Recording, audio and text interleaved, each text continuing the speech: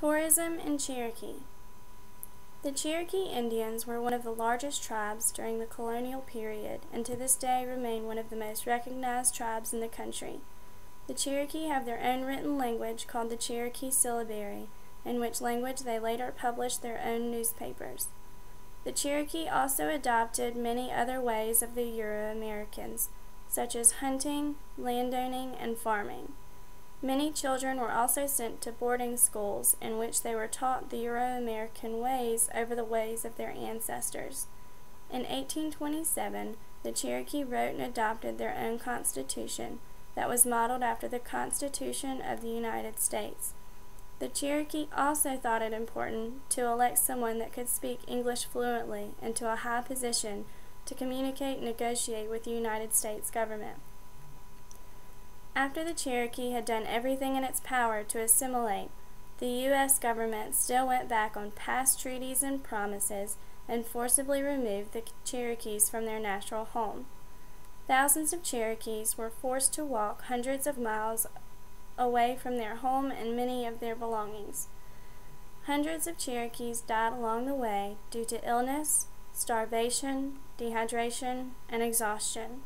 This journey from the southeastern United States to Oklahoma is known as the Trail of Tears. The Cherokee that escaped this removal hid from the federal troops in the mountains of Tennessee and North Carolina. They make up what is today the Eastern Band of Cherokee Indians. The headquarters for the Eastern Band is located in Cherokee, North Carolina, in the Qualla boundary.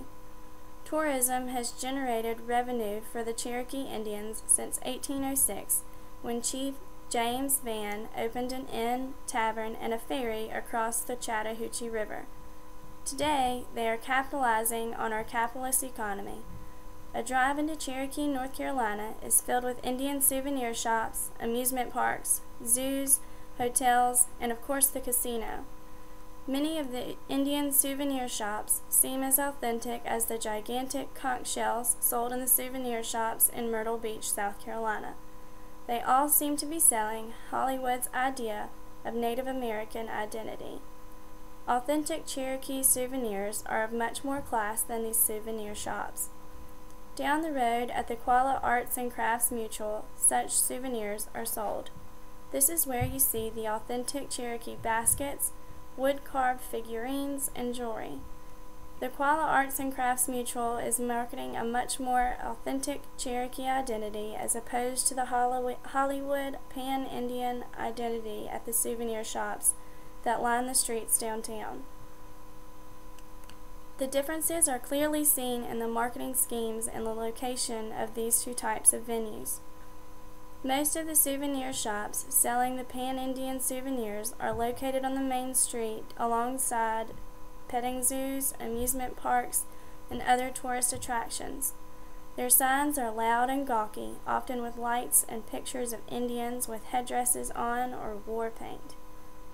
The Qualla Arts and Crafts Mutual, however, are located down the road, across the street from the Museum of Cherokee Indians and away from the nonsense tourist traps. The sign out front is much more conservative with window displays of quilts, jewelry, and baskets. The differences in the two types of stores on the reservation make one question clear. Which identity do many of the Cherokee associate with, especially those who work in these pan-Indian souvenir shops that are faced with these Hollywood stereotypes of Indians? Also, what kind of effect does this have on a Cherokee Indian?